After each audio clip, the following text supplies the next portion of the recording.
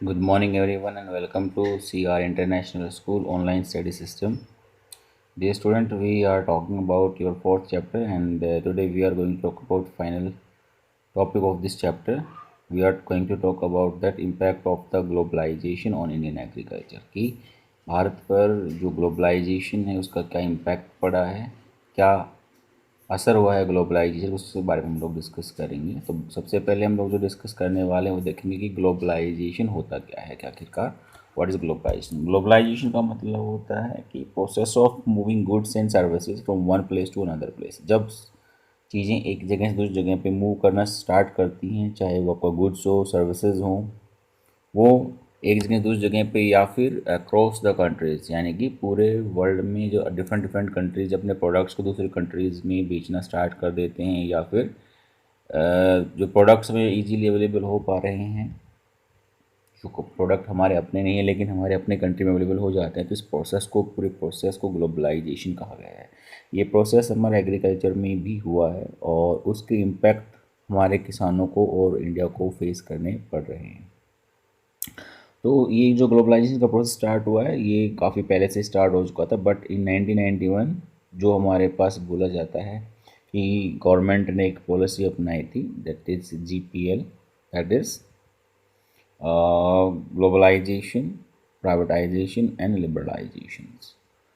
तो ये पॉलिसी अपनाने की वजह से जो हमारे किसान हैं उनको जो सामना करना पड़ा वो competition in the international market, यानी कि अब जो दूसरे देश के प्रोडक्ट्स थे वो इंडिया में आने स्टार्ट हो गए, एग्रीकल्चर प्रोडक्ट्स, इसकी वजह से उनको बड़े कंपटीशन का सामना करना पड़ा, क्योंकि वहाँ के किसानों को गवर्नमेंट बड़े आराम से हेल्प करती, लेकिन हमारे किसानों को कोई मदद नहीं मिलती है, इसलिए उनको प्रोडक्ट्स का सामना करना पड़ा।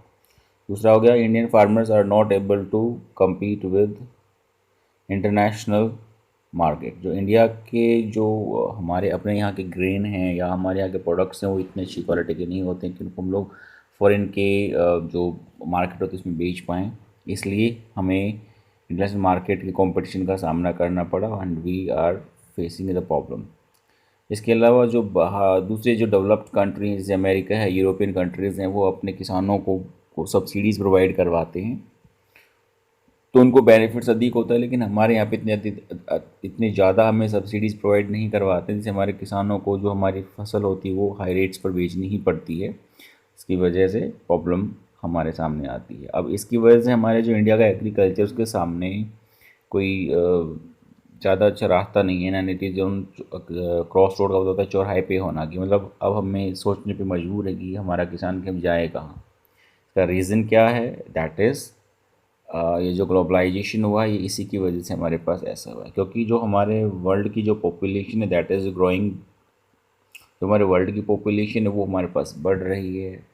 दूसरा, जो एग्रीकल्चर में जो प्रोडक्ट्स हैं या इनकम है, इनकम हमारी स्लो होती जा रही, मतलब लो होती जा रही है।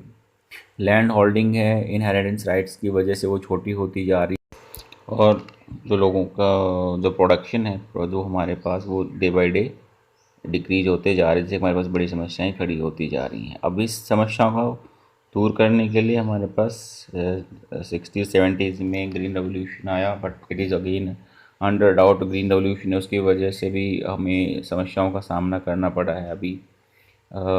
स्पेशली जो हमारे स्टेट हैं, पंजाब है, हरियाणा है, उत्तर प्रदेश है, इन्हीं तक ये सीमित रही है, पूरे इंडिया के अंदर ये फैल नहीं पाई है। तो ग्रीन रेवोल्यूशन की वजह से भी हमें समस्याओं का सामना करना पड़ा। जैसे जो हमारी लैंड है उसकी इनफर्टिलिटी इंक्रीज हुई है, ज़्यादा फर्टिलाइजर्स यूज़ करने की वजह से धीरे धीरे करके जो हमारी लैंड है वो आपका अपनी फर्टिलिटी को लॉस करती जा रही है। और जब सेकेंडली इसने क्रॉपिंग पैटर्न है वो पूरा चेंज कर दिया है, तो ये हमारी समस्याएं हैं। इसके अलावा अब इसका जो सोल्यूशन निकाला गया है, कि क्या सोल्यूशन निकाला जा सकता है, दैट इज़ ग्रीन रेवोल्यूशन और द ऑर्गेनिक फार्मिंग। तो ये हमारे पास दो मेजर सोल्यूशन निकाले में। ग्रीन रेवोल्यूशन का ऑप्शन क्या हो सकता है, जब इससे हमारी फर्टिलिटी लॉस हो रही है, तो हमने सोचा कि जो जेन हैं, यानी कि जो इसके बीज हैं, सीड्स है, उनको इतना अच्छे से डेवलप किया जाए कि वो बुरे से बुरे, कि बैड टू बैड लैंड में, सैलिनिटी लैंड में भी इनको उगाया जा सके। दूसरा, कि अपने जो प्रोडक्ट्स हैं उनकी क्वालिटी को इम्प्रूव किया जाए, इसमें ऑर्गेनिक फार्मिंग को आगे बढ़ाया जाए, ताकि कि हम उनसे क्वांटिटी वाइज तो मुकाबला नहीं कर पा रहे हैं, लेकिन हो सकता है कि हम अपनी क्वालिटी को बढ़ाने की वजह से इसकी क्वालिटी वाइज इसको इम्प्रूव कर सकें। इसके अलावा diversification of the cropping pattern, इसके अलावा ये नेक्स्ट हमारे पास है कि भाई ग्रीन रेवोल्यूशन में डाइवर्सिफिकेशन हमने देखा कि जो ग्रीन रेवोल्यूशन की वजह से जो हमारी एग्रीकल्चर वो कुछ फसलों पे आके सीमित हो गई है, लाइक राइस, व्हीट, तो उसको हम लोग डाइवर्सिफाई करें और अलग अलग तरह की फसलों को हम लोग यहाँ पे उगाएं। तो ये हमारे पास इसका कुछ सॉल्यूशन है। And this will be the end of the chapter and we have talked about all important question. Even कुछ क्वेश्चन अगर बच गए होंगे, so I will try to find out and I will tell you in to the further classes. Thank you. और अभी से अभी अपनी नोट्स ज़रूर प्रिपेयर कर लीजिएगा इसकी। Thank you.